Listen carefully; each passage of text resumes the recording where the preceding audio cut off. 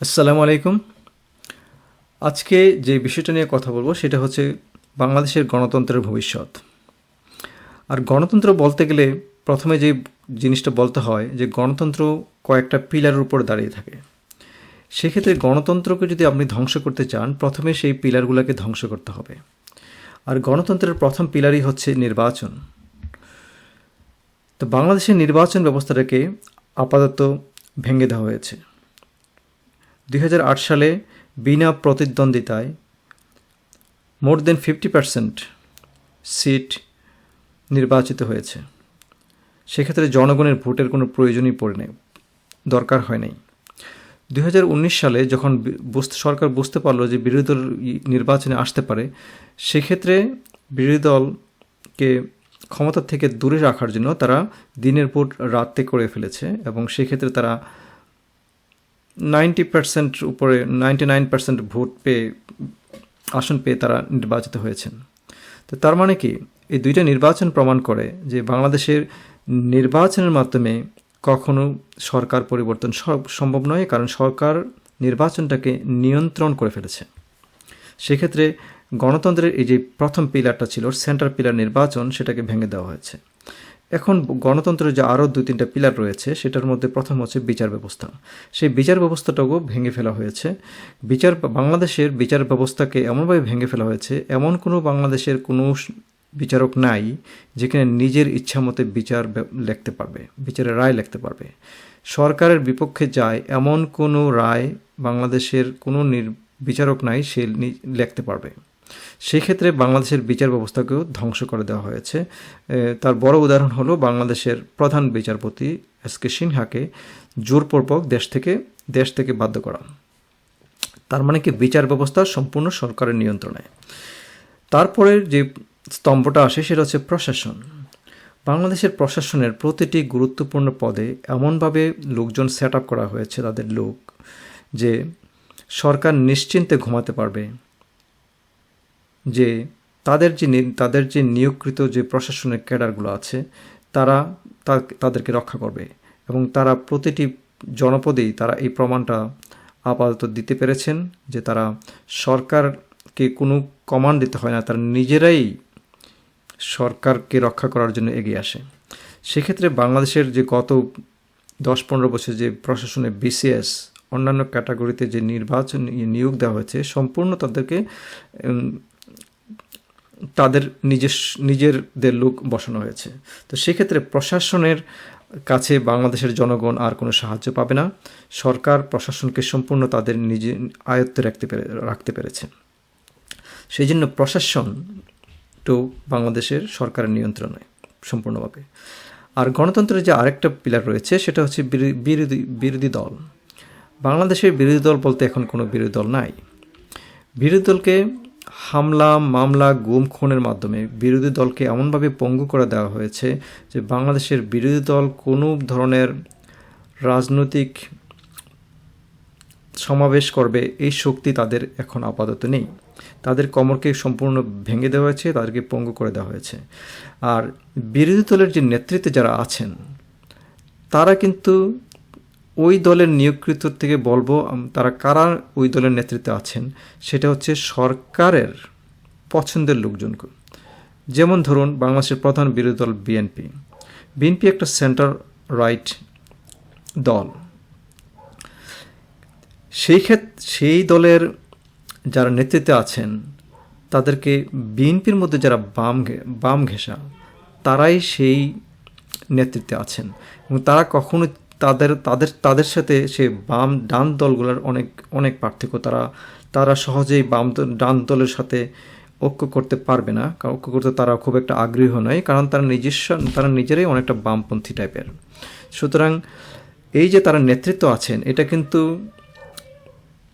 সরকারের পছন্দের লোক, কারণ সরকারের পছন্দের লোক না হলে তাদেরকে হামলা মামলা দিয়ে তাদেরকে এতদিনে ওই পদ থেকে দূরে রাখতে পারতো। যেভাবে তারা আগের অন্যান্য যারা সরকারের বিরোধিতা করতে চেয়েছিল তাদেরকে এক এক করে তারা বিভিন্নভাবে সরিয়ে দিয়েছে।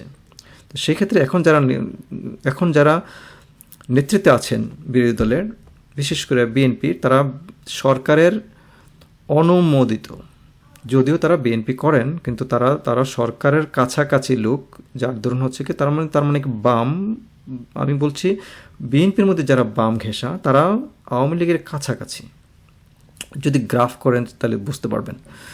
তো সেই ক্ষেত্রে বিরোধী দলের একে তো কোমর ভেঙে দেওয়া হয়েছে এবং তাদের নেতৃত্বকে তারা মানে আসল নেতৃত্বকে না এনে তাদের পছন্দ মতো নেতৃত্বকে ওইখানে সেট আপ করেছে। তাদের দ্বারাও গণতন্ত্র ফিরিয়ে আনা সম্ভব নয়, কারণ তারা জনগণ থেকে অনেকটা বিচ্ছিন্ন। তো তার মানে আর কি বাকি রয়েছে? তেমন গণতন্ত্রের যে পিলারগুলো রয়েছে, নির্বাচন, বিচার ব্যবস্থা, প্রশাসন, বিরোধী দল, সবগুলোকে তারা ভেঙে দিয়েছে। তার মানে কি আর কোনো রাস্তা বাকি আছে? কোনো রাস্তা বাকি নেই। সেটা হচ্ছে বিপ্লব। আর বিপ্লব করতে গেলে জনসমর্থন দরকার। বাংলাদেশের জনসমর্থন কোথায় আছে বিরোধী দলের? আমার তো মনে হয় না।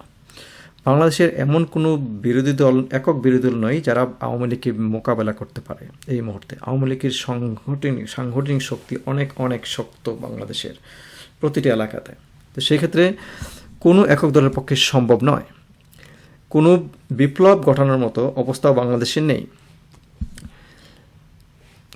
যেই নির্বাচনের লোকজন একটু রিস্ক নিয়ে নির্বাচন কেন্দ্রে যায় না, সেক্ষেত্রে বাংলাদেশের লোকজন রাস্তায় এসে জনগণ সরকার পরিবর্তন করে ফেলবে এই আশা আপনাদের যারা করেন তারা একটু, আমি জানি না তারা রাজনীতিবিদ কিনা। তার মানে কি বাংলাদেশের গণতন্ত্রের কি সম্পূর্ণ আশা শেষ? গণতন্ত্র ফিরে পাওয়ার প্রায় শেষ।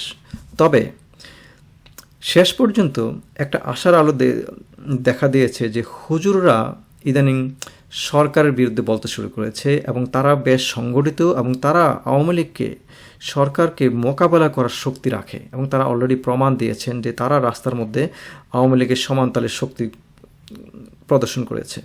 তো সেই ক্ষেত্রে সরকারের প্রথম টার্গেট হচ্ছে এখন যে সবগুলোকে ভেঙে দেওয়া হয়েছে, কিন্তু এই যে একটা শক্তি মাথা চারা দিয়ে উঠেছে, তারা যদি অন্যান্য দলের সাথে মিশে যায় কোনো কারণে, তাইলে হয়তো গণতন্ত্র চলে আসতে পারে। আর সেই জন্য সরকার ওদেরকে ওরাই এখন বেসিক্যালি আমাদের গণতন্ত্রের শেষ স্তম্ভ হিসাবে আবির্ভূত হয়েছে এবং ওদেরকে যদি দমন করা যায় তাহলে বাংলাদেশের গণতন্ত্র আগামী 50 বছরে ফিরবে কিনা সন্দেহ আছে। এখন হুজুররা কি পারবে? হুজুরা একা কখনই পারবে না। হুজুররা হচ্ছে এখন একটা পিলার, যেটা লাস্ট পিলার গণতন্ত্রের, সেই পিলারটা। কিন্তু এইটাকে যদি গণতন্ত্রটাকে ফিরে আনতে হচ্ছে, এই পিলারের পাশাপাশি আরও কয়েকটা পিলার আসতে হবে, তখন তারা যদি ওই গণতন্ত্রটাকে ধরে রাখতে পারে। কিন্তু হুজুররা যদি একা একা থাকে, একা একা আন্দোলন করে, অথবা বাংলাদেশের অন্যান্য বিরোধী রাজনৈতিক দলগুলোতে যদি তাদের সাথে জোট না করে, তাহলে কারোর পক্ষেই গণতন্ত্রকে ফিরিয়ে আনা সম্ভব হবে না। আর সেই ক্ষেত্রে এখন একটা কথা বলতে পারেন, হুজুররা কীভাবে এত শক্তি অর্জন করলো? আসলে হুজুররা নিজেরা এতটা শক্তি অর্জন করে নাই। হুজুরদেরকে এই পর্যায়ে আনার জন্য যারা সাহায্য করেছে সেটা হচ্ছে সরকার নিজেই। হেফাজতের অস্তিত্ব ছিল না। হেফাজত আর আজকে সবচেয়ে বড় একটা শক্তি। চরমনাই পীর থাকলেও তেমন অস্তিত্ব ছিল না, কিন্তু চরমনাই পীরের লোকে হাজার হাজার লোক আসে। কেন? বাংলাদেশের তারাই একমাত্র সরকার বিরোধী কথা বলেন, একমাত্র তারাই ইন্ডিয়া বিরোধী কথা বলেন। আর কোনো নেতা পাওয়া যায় না যারা কিনা সরকারের বিরুদ্ধে এবং ইন্ডিয়ার বিরুদ্ধে এত জোর গলায় কথা বলতে পারেন।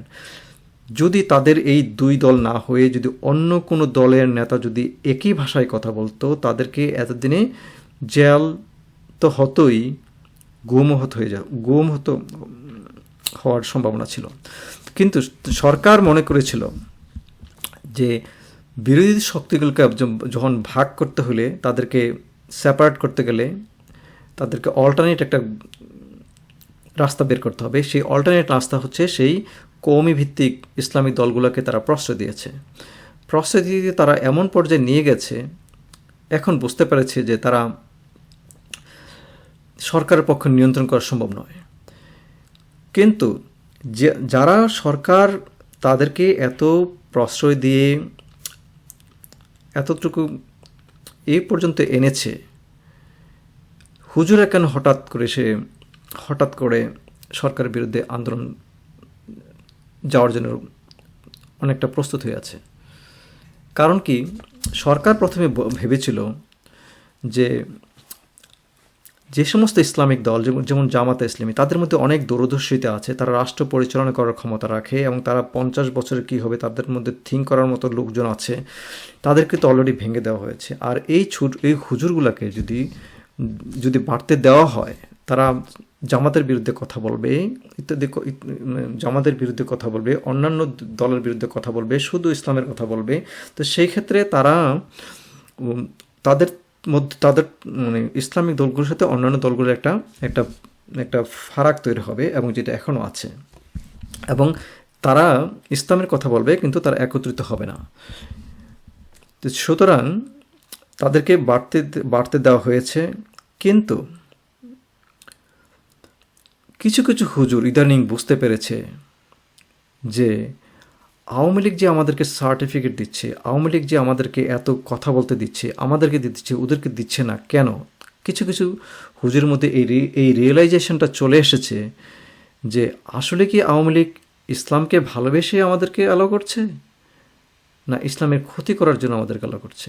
তো সুতরাং তারা কিছু কিছু হুজুর এখন বুঝতে পেরেছে যে আওয়ামী লীগ যে আমাদেরকে এত সুযোগ সুবিধা দিচ্ছে আসলে ইসলামকে ভালোবেসে নয়, ইসলামকে ক্ষতি করার জন্য করছে। তারা একে একে সবাইকে ধরবে এবং সবার শেষে আমাদেরকে ধরবে। সুতরাং তাদের মধ্যে সেই রিয়েলাইজেশনটা আস্তে আস্তে চলে আসছে, এবং এইটাই সরকারের সবচেয়ে ভয়, যে তারা যদি এই জিনিসটা বুঝে ফেলে, তারা যদি ঐক্য করে ফেলে, তাহলে হয়তো আমাদের গণতন্ত্র আবার চলে আসতে পারে। আর সেই জন্য তাদেরকে বন্ধ করার জন্য যা যা কিছু করা দরকার এখন তাই করবে। কারণ সরকারের ধারণা ছিল মোল্লার দূর মসজিদ পর্যন্ত, তারা বেশি কিছু করতে পারবে না, আর তাদেরকে দমন করা খুব একটা বেশি কিছু কঠিন ব্যাপার হবে না। কারণ কি, ইন্টারন্যাশনাল সাপোর্ট তাদের পক্ষে থাকবে তাদেরকে দমন করার জন্য। এখন এই যে লাস্ট স্তম্ভটা দাঁড়িয়ে গেল, যারা আওয়ামী লীগের সমানে আওয়ামী লীগকে মোকাবেলা করার শক্তি রাখে এবং রাস্তার মধ্যে তাদেরকে সরকারকে নাজেহাল করার মতো ক্ষমতা রাখে, কিন্তু তারা কি একা পারবে? তারা হচ্ছে একটা পিলার গণতন্ত্রের, যে পিলারটা এখন দাঁড়িয়ে গেছে। কিন্তু ওই পিলারটাকে যদি ভেঙে দেওয়া হয়, বাংলাদেশে আর 50 বছরেও গণতন্ত্র ফিরে আসবে না। এখন যদি এই পিলারের সাথে অন্যান্য রাজনৈতিক দল যারা গণতন্ত্র চায় সবাই যদি এগিয়ে না আসে, বা তারাও যদি নিঃশর্তভাবে এগিয়ে না যায়, তারা যদি ইসলামিক দলগুলো যদি বলে যে ইসলামিক রাষ্ট্র এখনই কায়েম করার পরিবর্তে গণতন্ত্রকে ফিরিয়ে আনার জন্য এক দফার জন্য তারা যদি একত্রিত হতে পারেন, তাইলেই হয়তো বাংলাদেশের গণতন্ত্র ফিরে আসবে। আর না হলে সরকার যদি হুজুরদেরকে দমন করতে পারে, বাংলাদেশের আর কোনো শক্তি থাকবে না সরকারকে মোকাবেলা করার মতো, এবং বাংলাদেশ সম্পূর্ণভাবে নিয়ন্ত্রিত গণতন্ত্রের পথে চলছে, এটা একটা অলিখিত বাকশাল হবে, এবং তার থেকে ছোটার বাংলাদেশের কোনো বিরোধী দলেরই কোনো শক্তি নেই, এবং তাদেরকে সরকারও কখনো তাদেরকে একত্রিত হওয়ার যাতে না হয় সেই ব্যবস্থা প্রতিটি পদে পদে করে রেখেছে, এবং তারা নির্বিঘ্নে শাসন করে যেতে পারবে বাংলাদেশের জনগণের উপরে। তো সুতরাং সেটা বলতে চাচ্ছি যে বাংলাদেশের যে শেষ পিলার, হুজুররাই আসলে বাংলাদেশের এখন শেষ পিলার গণতন্ত্রের জন্য, এবং এটাকেই ধ্বংস করার জন্য সরকার উঠে পড়ে লেগেছে। এবং এটাকে যদি ভেঙে দেওয়া যায়, বাংলাদেশ গণতান্ত্রিক ব্যবস্থাটা সম্পূর্ণভাবে ভেঙে পড়বে। এখন যারা নেতৃত্ব আছেন বিএনপির এবং ইসলামিক দলগুলোর, তাদেরকে কম্প্রোমাইজে যদি আপনারা না আসেন, তাহলে বাংলাদেশের গণতন্ত্র রক্ষা করা সম্ভব নয়। গণতন্ত্র না থাকলে বাংলাদেশের ইসলামিক যেরকম চাচ্ছেন দেশ হুজুররা, তার কাছাকাছিও থাকবে না, এবং বাংলাদেশের স্বাধীনতা হুমকির মধ্যে থাকতে পারে। সেই ক্ষেত্রে আশা করি নেতৃবৃন্দের, উভয় পক্ষের নেতৃবৃন্দ যারা আছেন তাদের শুভবুদ্ধির উদয় হবে এবং বাংলাদেশ গণতান্ত্রিক ব্যবস্থায় ফিরে যাবে। খুদা হাফেজ।